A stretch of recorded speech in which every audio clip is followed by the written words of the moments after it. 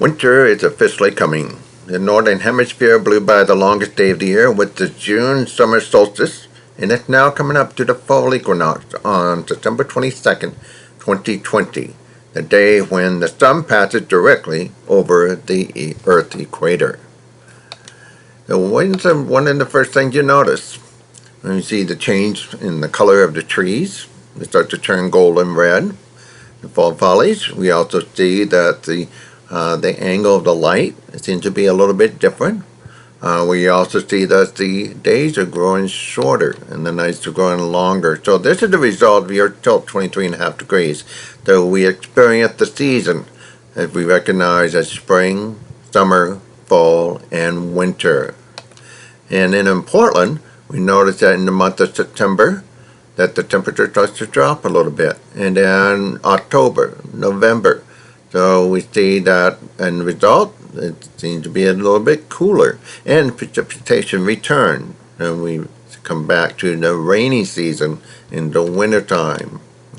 And then we see that in September also, on the 22nd, we reach the point that we have 12-hour days and 12-hour nights on the equinox. And then the days continue to get shorter until we reach the December solstice, when we have the shortest day of the year.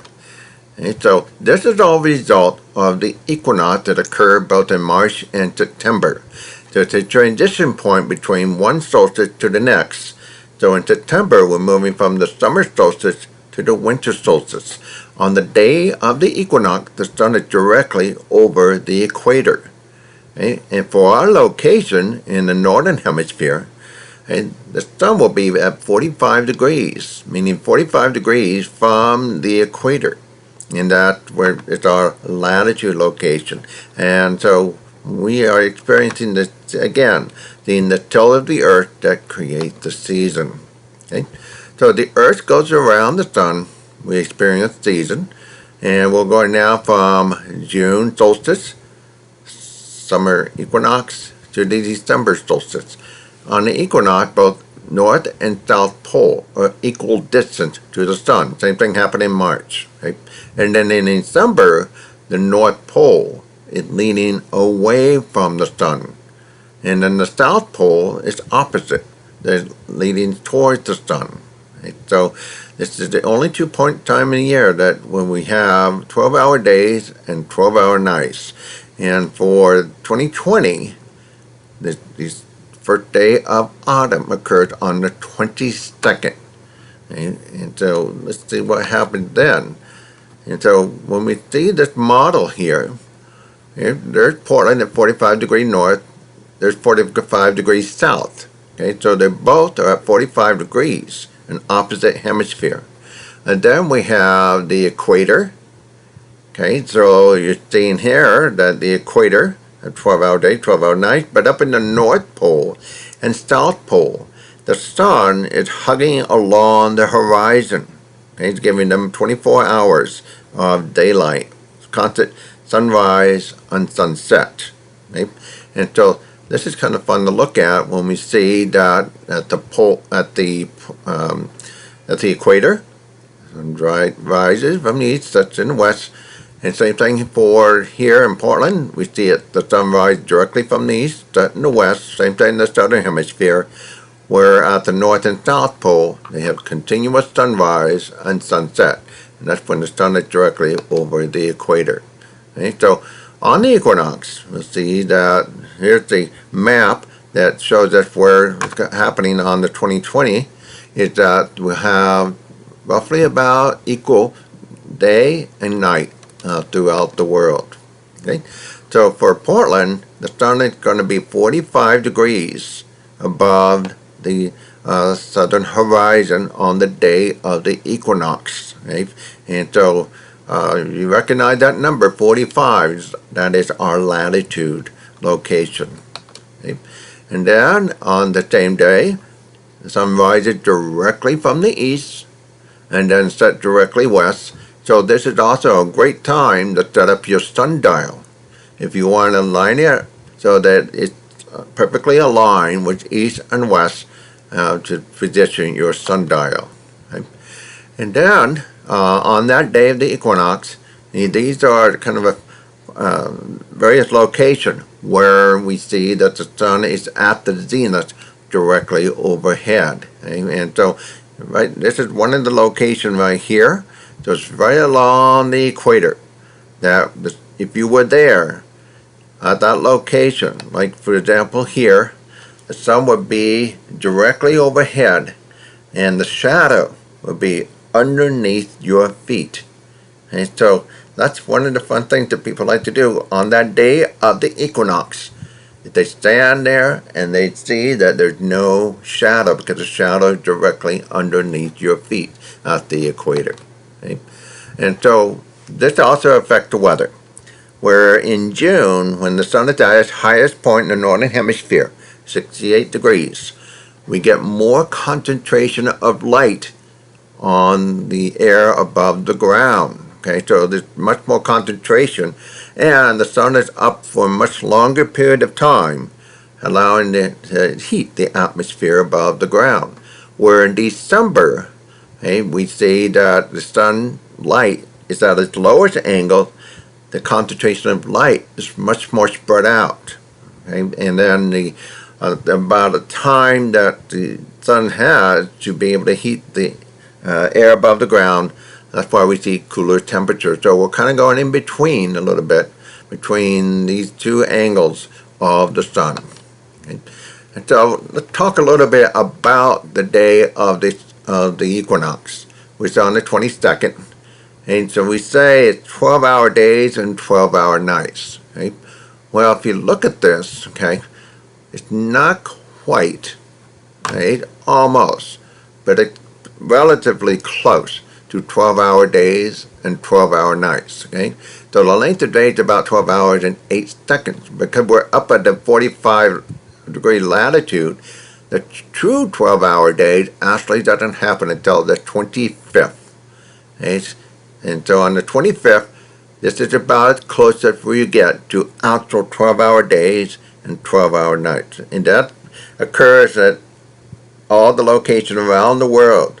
As you go further north, the actual 12-hour days occur much later, like 2 or 3 days later. But if you get closer and closer to the equator, you get closer and closer to 12-hour days. That's kind of a fun fact to know. Here's another event that's kind of fun that people do on the equinox. Okay? Is they go down to Mexico, okay? And on the day of the equinox, either March or September, watch this sun angle here on this particular monument, and they see what's called the snake of sunlight. You see it on there? Right here. Okay, there's the head, and then the shadow and the sunlight create an image of what appears to be a snake, and it only occurs during the equinox. Okay, so a large crowd appear for this event so they can capture the view of the snake in the sunlight. Okay. And here's another fun thing to know for the equinox. Okay. For the month of September, generally we have the harvest moon. Okay. But this year, the harvest moon won't be until October. Okay. And so what's happening here is that here's the month of September. The full moon occurred on the 2nd. Okay, and then we have the equinox on the 22nd. Okay, and then we have the next full moon on March 1st, October 1st, sorry, and right about there. Okay, so technically it'd be the harvest moon. It had to be the closest full moon to the equinox. So that means October 1st will be the closest full moon to the 22nd. So this technically will be the harvest moon for 2020. Now, there's something else. There's going to be 2 full moons in the month of October. So the second full moon will be technically the blue moon. Okay? So that will be something that people will be talking about. So when you go outside on September 22nd, roughly about an hour after noon, so it's going to be about 1:07 or so. The sun will be about 45 degrees above the horizon, so there's the altitude of almost 45 degrees, okay? And so you'll see the rise at that time, it's almost 12 hours, not exactly. That won't occur until later on the 25th. So if you go out and then the sun set directly toward the west, and then right after sunset you have a nice almost look like almost a first quarter moon, just about. And then you'll see Jupiter, and then you see Saturn over there toward the south. Okay? And then you see all the constellation for autumn. It's visible now in the southern hemisphere. And so these are the fun constellations to be aware of for the autumnal celebration. And you see right over there we have the summer triangle. Okay. And then we see over here we have a Capricornus, Aquarius, Sagittarius. Scorpion is quickly disappearing. And then over emerging from the east we have Pegasus, and then we have Andromeda. Right? So we go later into the evening, okay, to get darker. So we'll get about roughly 10 to 11 p.m. Jupiter is going to be well in the west. There's Mars going to make an appearance now in the east and will be in the evening sky for the rest of 2020. Okay? Now one thing I want to point out right over here. Okay? There's that star Capella. And when you start seeing this bright star of Capella over in the eastern part of the sky, this is the sure sign that winter is coming.